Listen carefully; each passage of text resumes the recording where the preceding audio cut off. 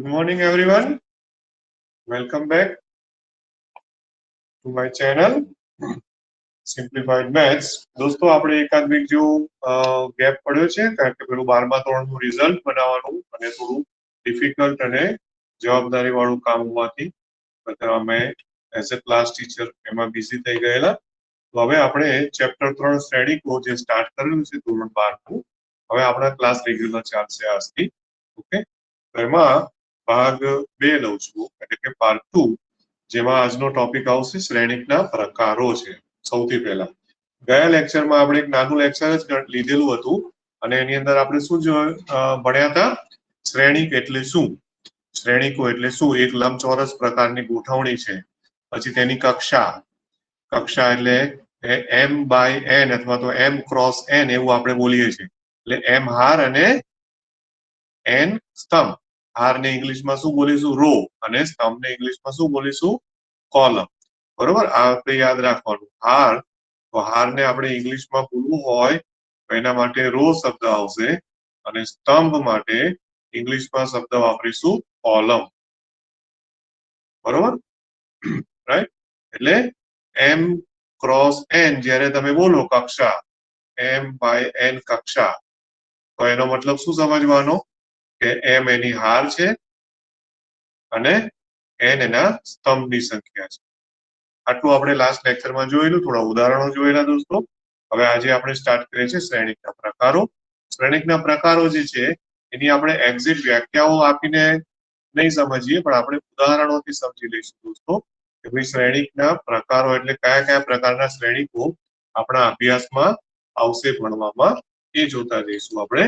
Okay, right? તો પહેલો પ્રકાર આવશે એમાં દોસ્તો શ્રેણીકમાં. પહેલો પ્રકાર જે છે એ બધા ગયા વખતના ઉદાહરણમાં પણ ઓલરેડી આપેલું જ છે. આમ તો મેં તમને પણ નામ નતા આપ્યા, અત્યારે હું હવે નામ આપી રહ્યો છું. સ્તંભ શ્રેણીક. ઓકે, સ્તંભ એટલે શું? કોલમ. બરોબર, ઓકે. Column matrix. શ્રેણીક માટે ઇંગ્લિશ શબ્દ શું છે? મેટ્રિક્સ. ગયા વખતે કદાચ મેં કહ્યું હશે, ના કહ્યું હોય તો તમારે લખવું હોય તો લખી રાખજો. શ્રેણીક માટે ઇંગ્લિશમાં શબ્દ આવશે મેટ્રિક્સ. બરોબર, અને શ્રેણીકો જો બહુવચન હોય તો મેટ્રાઇસિસ. શું કહીએ છીએ? મેટ્રાઇસિસ. ઓકે, હવે સ્તંભ શ્રેણીક એટલે શું? તો કે એમાં સ્તંભ કેટલા હોય? તો કે એમાં સ્તંભ છે ને એક જ હોય, એક જ સ્તંભ હોય, અને હાર કેટલી હોય? ગમે તેટલી. ગમે તેટલી મતલબ 2, 3, 4, વ્યાપક રીતે શું કહેવાય? ગમે તેટલી હાર હોય, તો કે m હાર હોય. તો આપણે એને વ્યાખ્યા આપવું હોય તો કોઈ પણ શ્રેણીક આ પ્રકારનો હોય ને, m એની હાર પણ એનો સ્તંભ એક જ હોય, એટલે m ક્રોસ 1, m ક્રોસ 1 અથવા તો m બાય 1, m બાય 1 પ્રકારનો શ્રેણીક કહેવાય. પ્રકારનો શ્રેણીક. બરોબર, એને સ્તંભ શ્રેણીક કહેવાય. m બાય 1 નો મતલબ શું? પ્રકાર એટલે કક્ષા. પ્રકારની બદલે બીજું શું શબ્દ વાપરીશું? કક્ષા. પ્રકારનો એટલે કે કક્ષા. ઓકે, m બાય 1, m હાર અને સ્તંભ કેટલા? એક જ સ્તંભ હોય. બરોબર ને? દાખલા તરીકે તમે કોઈ પણ શ્રેણીક હું આ રીતે લખું, બરોબર, -3, 2, 5, તો આમાં તમે જુઓ કે હાર 3 છે, સ્તંભ એક જ છે. ઓકે, એટલે આવી રીતે તમારે ગમે તે ઉદાહરણ આપી શકો છો. બરોબર, 0, 2. તો આની અંદર તમે જુઓ કે હાર 2 છે પણ સ્તંભ એક જ છે, તો આપણે સ્તંભ શ્રેણીકો છે. ત્યાર પછી બીજો પ્રકાર આવશે. આમાં હું સમય પસાર નહીં કરું કારણ કે સરળ છે, ઈઝી છે એટલા માટે દોસ્તો. ઓકે, ત્યાર પછી આવે છે સ્તંભ શ્રેણીક પછી હાર શ્રેણીક. બીજી વ્યાખ્યા શું આવે છે? હાર શ્રેણીક. હાર એટલે કે રો. તો એમાં શું હશે? અહીંયા જે મેં લખ્યું એની બદલે તમારે શું કરવાનું? એમાં હાર એક જ હોય. હાર કેટલી હોય દોસ્તો? એક જ હાર હોય, એટલે 1 ક્રોસ n કક્ષા નો શ્રેણીક હોય. આ હું ટૂંકમાં જ લખું છું, કોઈ સંકેતોમાં એમાં ખોટું આપણે કન્ફ્યુઝ નથી થવું. એટલે 1 ક્રોસ n કક્ષાનો શ્રેણીક હોય. 1 ક્રોસ n. બરાબર, ઓકે. તો એને હાર શ્રેણી કહેવાય. ઉદાહરણ આપવું હોય તો એ પણ સિમ્પલ જ છે. હા, કોઈ પણ શ્રેણી મારે આપવો છે તેમાં એક જ હાર હોવી જોઈએ, બરોબર ને? -1, 0, 5, 11. તો તમે જુઓ કે આમાં હાર એક છે, કોલમ 1, 2, 3 અને 4 સ્તંભ છે, એટલે 1/4. તો આવી રીતે હાર શ્રેણીના ઉદાહરણો તમે આપી શકો, બરોબર ને? ઓકે, ચાલો ત્યાર પછી ત્રીજી વ્યાખ્યા. જો તમે લોકોએ ટેક્સ્ટબુક ઓપન રાખી હોય ને દોસ્તો, એ સ્ટાર્ટિંગમાં હું કહેવાનું ભૂલી ગયો કે આ આવશે પાના નંબર છે 52, પેજ નંબર 52 ઉપર છે આ બધું. તમારે જોવું હોય તો ત્યાંથી હું આગળ વધી રહ્યો છું, બરોબર ને? ચાલો ત્યાર પછીનો પ્રકાર આવે છે જે ખૂબ જ અગત્યનો, બહુ જ ઇમ્પોર્ટન્ટ પ્રકારમાં ગણાય છે, અને એ છે ચોરસ શ્રેણી. ચોરસ શ્રેણી, ચોરસ એટલે કે સ્ક્વેર. ઓકે, ચોરસ નો મતલબ શું હોય કે જેમાં હાર અને સ્તંભની સંખ્યા કેવી હોય? સમાન હોય, બરોબર ને? એટલે કે મારે સાંકેતિક રીતે લખવું હોય તો કયા પ્રકારનો થાય? n ક્રોસ n કક્ષાનો થાય. n ક્રોસ n કક્ષાનો શ્રેણી હોય, બરાબર ને? n ક્રોસ n કક્ષાનો શ્રેણી હોય તો એને આપણે ચોરસ શ્રેણી કહીએ. બહુ વધારે ટાઈમ પસાર એમાં નથી કરતો હું. દાખલા તરીકે કોઈ પણ સિમ્પલ તમને શ્રેણી સી, બરોબર? હવે તમને સપોઝ કે 2, 3, -5, 0. આ ચોરસ થઈ ગયું કારણ કે આ 2/2 છે.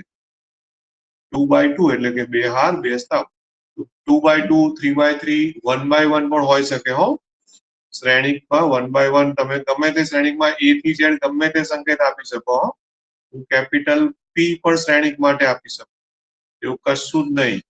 અને આમાં હું 5 લખું તો એનો મતલબ શું થયો ખબર છે? આ 1 ક્રોસ 1 થયો. 1 ક્રોસ 1 એટલે શું? એક હાર છે ને એક સ્તંભ છે. આ બી થાય, ધ્યાન રાખજો. Okay, right. તો આ થયો ચોરસ શ્રેણીની વ્યાખ્યા. ત્યાર પછી નેક્સ્ટ વ્યાખ્યા તમે જુઓ, પાના નંબર 53 ઉપર હશે આ બધું. ઓકે, હવે આ છે વિકર્ણ શ્રેણી. વિકર્ણ માટેનો ઇંગ્લિશ શબ્દ પણ યાદ રાખીશું દોસ્તો. આ બધું કોલેજમાં જશો ને, ક્યાંય પણ એન્જિનિયરિંગમાં કે કોલેજમાં, ત્યારે બધું બહુ જ કામ લાગશે. વિકર્ણ માટેનો શબ્દ છે ડાયાગોનલ. ઓકે, કહેવાય ને વિકર્ણ શ્રેણી.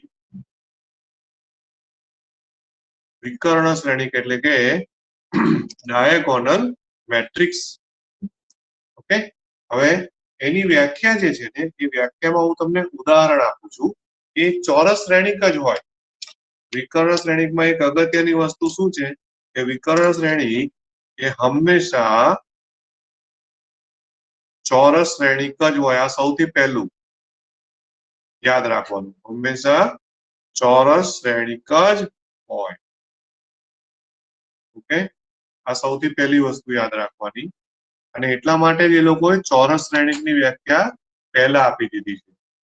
ઓકે, ચોરસ શ્રેણીકની વ્યાખ્યા પહેલા શું કામ આપી?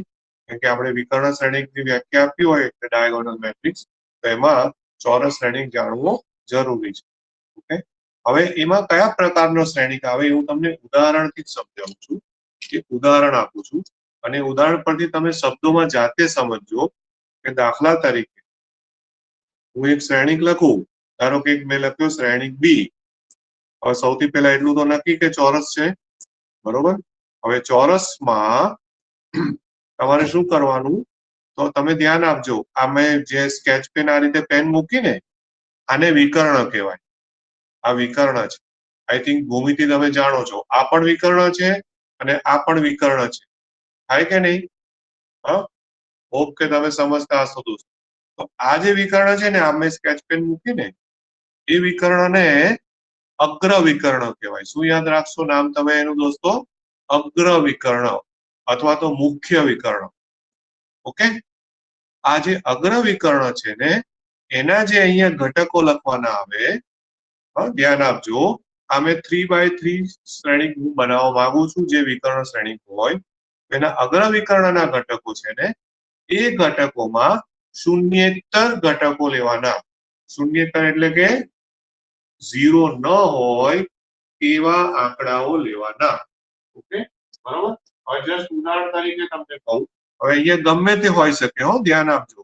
ધારો કે અહીંયા મેં લીધું ગમે તે હોય 5.2. આવા વિચિત્ર આંકડા કેમ લઉં છું? કારણ કે આપણે ગયા લેક્ચરમાં વાત થયેલી કે શ્રેણિક છે એક પ્રકારની ગોઠવણી છે. એ ગોઠવણીમાં બધી વાસ્તવિક સંખ્યાઓ આવે.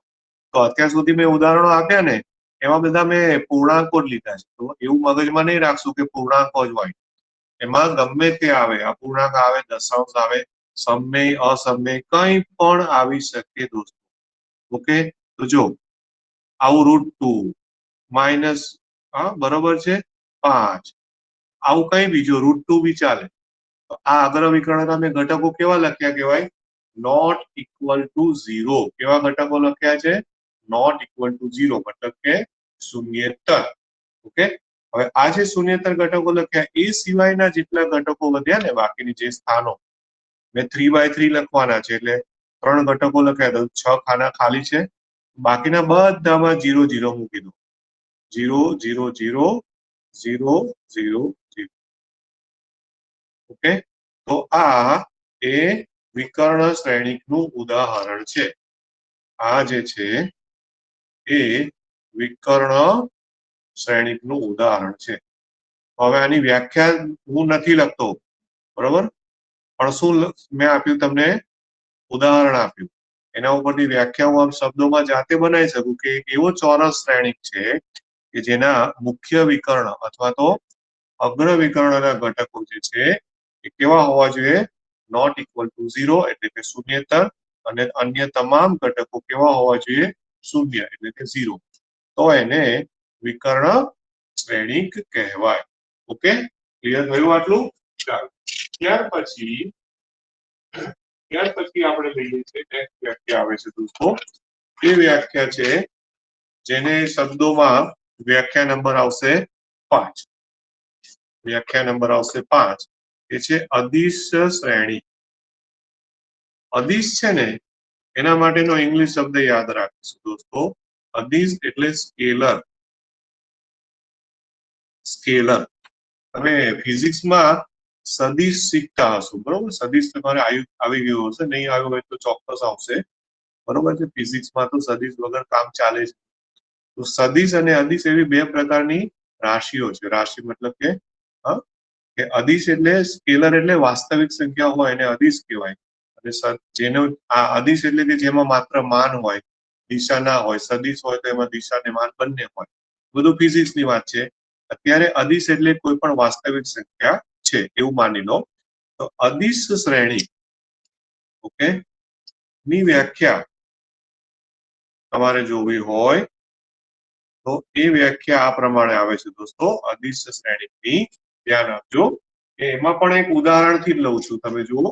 અને એમાં પણ તમે ટેક્સ્ટબુકમાં જોજો કે એના અદિશ શ્રેણી હોય ને, એના વિકર્ણ જે હોય, મુખ્ય વિકર્ણ, એ મુખ્ય વિકર્ણના બધા જ ઘટકો સમાન હોય. પાના નંબર 53 ઉપર એવા ઉદાહરણો આપેલા જ છે, બરોબર છે? એમાં પણ તમે એક ઇમ્પોર્ટન્ટ નોંધ શું રાખશો કે અદિશ શ્રેણી જે છે એ અદિશ શ્રેણી, આના પણ હું બ્રેકેટમાં લખી દઉં કે અદિશ શ્રેણી જે છે એ હંમેશા ચોરસ જ હોય. આ જેવું મેં પહેલાની વ્યાખ્યા કઈ હતી, વિકર્ણ શ્રેણીમાં લખી ને, એવી રીતે અદિશ શ્રેણીમાં પણ હું એ નોંધ લખું છું કે હંમેશા કેવી હોય? ચોરસ જ હોય. અને એનું તમને ઉદાહરણ આપવું, તો ઉદાહરણ પરથી આપણે સમજવાનું કે કયા ટાઈપની એની વ્યાખ્યા હશે. ધારો કે શ્રેણિક સી લીધો મેં, ઓકે, ચોરસ જ લેવાનો છે. તો ચોરસ લો. હવે એમાં જે મુખ્ય વિકર્ણ છે, મુખ્ય વિકર્ણ અને બીજો મેં શું નામ આપ્યું છે? અગ્ર વિકર્ણ પણ કહેવાય, બરોબર?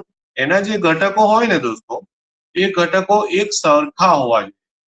એક સરખા, મતલબ કે સપોઝ અહીંયા મેં લખ્યું, માની લો કે અહીંયા મેં લખ્યા કે ભાઈ 0.5, તો પછી આ બધા 0.5 0.5 0.5 એટલે 1/2. આ બધા 3 સરખા લખાઈ ગયા. હવે બાકીના જેટલા ખાના છે એ બધા સાના વડે ભરી દો? 0 0. ઓકે, ખ્યાલ આવ્યો? હવે આવી રીતે ધારો કે હું બીજો કોઈ શ્રેણિક લઉં ક્યુ, શ્રેણિકમાં ગમે તે સંકેતો વપરાય હો, બરોબર. માની લો કે અહીંયા મેં લખ્યું √2, તો √2 અહીંયા બી લખવું પડે, બાકીના બે 0 0. તો આ બંને ઉદાહરણો મેં લખ્યા એ આ અદિશ શ્રેણિકના ઉદાહરણો છે. શાના ઉદાહરણો છે દોસ્તો? અદિશ શ્રેણિકના ઉદાહરણો છે. તો આના ઉપરથી મારે શબ્દોમાં સમજાવવું હોય તો શું કહેવાય? બોલો. તો અદિશ શ્રેણિકમાં એક અગત્યની નોંધ શું થઈ કે અદિશ શ્રેણિક જે છે, હું જે લખું છું એ સમજજો તમે હો ધ્યાનથી. અદિશ શ્રેણિક ને અદિશ શ્રેણિકને વિકર્ણ શ્રેણિક પણ કહેવાય. વિકર્ણ શ્રેણિક પણ કહેવાય. ઓકે, કારણ કે વિકર્ણ શ્રેણિકની વ્યાખ્યા શું છે? વિકર્ણ શ્રેણિકમાં શું વ્યાખ્યા હતી કે એનો જે મુખ્ય વિકર્ણ છે એટલે કે એનો અગ્ર વિકર્ણ, એમાં કેવા ઘટકો હોવા જોઈએ દોસ્તો? શૂન્યેતર, બરોબર ને? શૂન્યેતર ઘટકો અહીંયા હોય, રાઈટ, અને બાકીના બધા 0 0 હોય. તો શૂન્યેતરમાં ત્યાં એવું નતું કીધું કે સમાન કે અસમાન, બરોબર. સમાન હોય તો પણ ચાલે, અસમાન હોય તો પણ ચાલે, એટલે વિકર્ણ શ્રેણિક તો છે જ. ઓકે, વિકર્ણ શ્રેણિક તો આ પણ છે જ, પણ સાથે સાથે આની ખાસિયત એ છે કે બધા ઘટકો સમાન છે. 0.5 0.5 0.5 ઘટકો કેવા છે? સમાન છે. એટલા માટે અદિશ શ્રેણિક કહેવાય. એટલા માટે એને અદિશ કહેવાય. એટલે અદિશ શ્રેણિકને વિકર્ણ શ્રેણિક પણ કહેવાય છે, પરંતુ વિકર્ણ શ્રેણિક એ અદિશ શ્રેણિક ના પણ હોય. જે હમણાં આની પહેલાની 4 નંબરની વ્યાખ્યા, 4 નંબરની વ્યાખ્યા એ વિકર્ણ શ્રેણિક છે, પણ એને અદિશ શ્રેણિક ના કહેવાય, કારણ કે એમાં અહીંયા ઘટકો મેં અલગ અલગ લીધેલા, બરોબર. પરંતુ વિકર્ણ શ્રેણિક,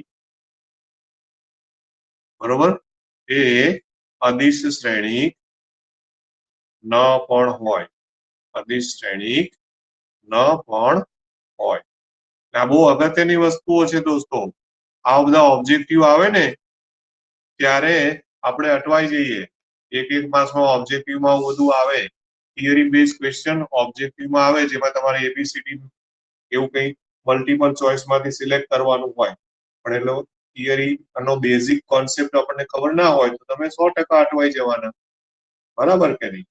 ઓકે, એટલે અગત્યની નોંધ યાદ રાખીશું દોસ્તો અદિશ શ્રેણિકમાં, રાઈટ. ચાલો, હવે ત્યાર પછી આપણે બીજી આગળ વ્યાખ્યામાં જઈશું. હવે વ્યાખ્યા નંબર 6. હવે અદિશ શ્રેણિક પછી તમે વ્યાખ્યા જોશો તો એકમ શ્રેણિકની વ્યાખ્યા આવશે. એકમ શ્રેણિક. એકમ માટે ઇંગ્લિશમાં શબ્દ વપરાય છે એકમ શ્રેણિક માટે આઇડેન્ટિટી. આઇડેન્ટિટી ને શ્રેણિક એટલે તો મેટ્રિક્સ છે જ, બરોબર ને? આઇડેન્ટિટી મેટ્રિક્સ એકમ શ્રેણિક કહેવાય. હવે આઇડેન્ટિટીના કારણે છે ને એને સંકેતમાં પણ કેપિટલ આઈ લેવો સારું, કારણ કે શ્રેણિકના સંકેતમાં કોઈ પણ કેપિટલ આલ્ફાબેટ લેવાય છે, A થી Z સુધીમાં ગમે તે લેવાય, બરોબર છે?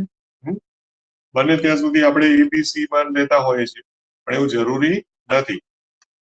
તો અહીંયા એકમ શ્રેણિક જે છે એ આઇડેન્ટિટી મેટ્રિક્સ છે. એની વ્યાખ્યા તમે જોશો દોસ્તો તો એની વ્યાખ્યામાં તમે જુઓ કે ચોરસ શ્રેણિક તો આવશે જ. આ પણ ચોરસ શ્રેણિક જ છે, એની નોંધ. હંમેશા ચોરસ શ્રેણિક જ હોય. ઓકે, આ પહેલી વાત, ચોરસ શ્રેણિક જ હોય, રાઈટ. આમ અગત્યની વસ્તુ છે બધી. તમે જુઓ 4 નંબર બી ચોરસ જ આવ્યું, 6 નંબર પણ ચોરસ, બધા ચોરસ શ્રેણિક જ છે. એટલા માટે મેં જયારે ચોરસ શ્રેણિકની વ્યાખ્યા આપી ત્યારે હું બોલ્યો કે ચોરસ શ્રેણિક એ બહુ જ ઇમ્પોર્ટન્ટ ટાઈપનો શ્રેણિક છે. હવે એને તમારે સંકેતમાં આપવું હોય તો આઇડેન્ટિટી નું ઉદાહરણ આ રીતે અપાય. દાખલા તરીકે આઈ, બરોબર, તો એમાં અગ્ર વિકર્ણમાં ખાલી એક જ મૂકવાનું, બાકીનું 0 0. ઓકે, અમે 2/2 લખ્યો, એની બદલે હું 3/3 લખું તો શું લખશો? 1 0 0 0 1 0 0 0 1. ઓકે, બરાબર ને? તો આવી રીતના આ સિવાય બીજો કોઈ બી સંકેત વાપરવો હોય તો વપરાય. પણ તમે જોશો ને તો જયારે દાખલાઓ ગણીશું આપણે, સ્વાધ્યાયના દાખલાઓ, તો એ લોકોએ જ્યાં પણ એકમ શ્રેણિક શબ્દ વાપર્યો હશે, એકમનું ઇંગ્લિશ થાય છે આઈડેન્ટિટી, એટલે એ લોકો કયો સંકેત વાપરશે દોસ્તો? આઈ. Okay, right. હવે એ આઈ ને પાછું આ 2/2 છે ને, તો 2/2 ના કારણે પછી શું કરશે ખબર છે? અહીંયા નીચે 2 લખેલું આવશે, તો I2 એટલે ઓટોમેટિક ખબર પડે બે કક્ષાનો, એટલે બે કક્ષા બોલું ને તો ચોરસમાં એવું બોલે કે બે કક્ષાનો ચોરસ શ્રેણી. જનરલી આપણે કક્ષા કેવી રીતે બોલીએ? 2/2, 3/3. પણ ઘણી વાર એવું કે બે કક્ષાનો ચોરસ શ્રેણી, તો બે કક્ષાનો એટલે સમજી લેવાનું કે ચોરસ બોલ્યા છે એટલે 2/2 હોય, બે હાર બે સ્તંભ. પછી આ 3 અથવા તો 3/3, તો એનો સંકેત આવશે I3. ઓકે, તો આવી રીતના આ બધા એના સંકેતો થયા દોસ્તો. ખ્યાલ આવ્યો ને? આમાં કોઈ ડાઉટ ના હોવો જોઈએ. Okay, right. ત્યાર પછી તમે ટેક્સ્ટબુકમાં પાનું ઉલટાવો તો એક વ્યાખ્યા તમને દેખાશે, અને એ છે શૂન્ય શ્રેણી. ઓકે, નેક્સ્ટ વ્યાખ્યા તમે જોશો તો શૂન્ય શ્રેણી. શૂન્ય શ્રેણી. ઓકે, શૂન્ય એટલે શું? 0. બરાબર ને? તો 0 મેટ્રિક્સ છે, એની વ્યાખ્યા બહુ સિમ્પલ છે. એમાં ધ્યાન શું રાખવાનું ખબર છે? કે શૂન્ય શ્રેણી છે ને એ ચોરસ પણ હોઈ શકે, લંબચોરસ પણ હોઈ શકે. આ પાછું બહુ ઇમ્પોર્ટન્ટ વસ્તુ, ધ્યાનમાં રાખજો. અને એને સંકેતમાં જનરલી કેપિટલ O, સંકેતમાં છે ને કેપિટલ O. હવે પ્રોબ્લેમ શું થાય ખબર છે? કે આપણે જયારે હેન્ડ રિટન આપણે હાથથી લખીએ તો આપણો O અને 0 બંને સરખા જ થાય. કે આપણે ઝડપથી લખતા હોય એટલે O લખો કે 0 લખો, કઈ જુદો પડવાનો છે? પણ O પાછો કેપિટલ કરવાનો, સ્મોલ નહીં. એટલે આ ધ્યાનમાં રાખવું. ચોપડી વાળા તો છાપતા હોય એટલે પ્રિન્ટેડ હોય ને, તો પ્રિન્ટેડમાં O ને 0 ના ફોન્ટ અલગ પડે. એમનો O નો ફોન્ટ અલગ હોય, શૂન્યનો ફોન્ટ અલગ હોય. તમે લખશો ત્યારે તમારો ફોન્ટ અલગ પડશે નહીં. તો સંકેતમાં O અને અથવા બીજો એક સંકેત પણ છે કે આ રીતે બ્રેકેટની અંદર 0 કરી દેવાનો. ઓકે, આ રીતે લખો તો હું છે ને વધારે ઇમ્પોર્ટન્સ આને આપું, કારણ કે આ O તો આપને 0 જેવો દેખાય, ને જો કોઈ પણ શ્રેણિક બરાબર 0 એવું લખાય નહીં. શ્રેણિક ની મૂલ્ય હોતું નથી. શ્રેણિક છે ને, આ બહુ અગત્યની વસ્તુ યાદ રાખજો, શ્રેણિકનું કોઈ જ મૂલ્ય હોતું નથી. ઓકે, એટલે કોઈ પણ શ્રેણિક હોય, આ શ્રેણિક છે તો એના બરાબર હું 0 એવું ના લખી શકું. નો, નોટ પોસિબલ. આના બરાબર 0 લખાય જ નહીં, કારણ કે શ્રેણિકનું કોઈ મૂલ્ય હોતું નથી. એટલે O અથવા તો બ્રેકેટની અંદર શૂન્ય વડે દર્શાવાય. ઓકે, હવે એનું જસ્ટ ઉદાહરણ તો આપવું હોય તો શું હોય? શૂન્ય શ્રેણીનો એટલે 0 મેટ્રિક્સ નો મતલબ શું હોય? બધા જ ઘટકો 0 0 0 હોય. ખ્યાલ આવે ને? દાખલા તરીકે ધારો કે આ કેપિટલ O અથવા તો આ રીતે લખું, બરાબર? હવે ધારો કે મેં આમ લખ્યું 0 0 0 0, આ એક શૂન્ય શ્રેણી થયું. ઓકે, હવે એની બદલે તમે આ રીતે પણ લખી શકો. એ ચોરસ શ્રેણિક હોવો જરૂરી નથી. હવે યાદ રાખજો તમે. ઓકે, કે આમાં ચોરસ શ્રેણિક હોય એ જરૂરી નથી. આવું પણ હોઈ શકે. જો 0 0 0 0 0 0, બધા જ 0.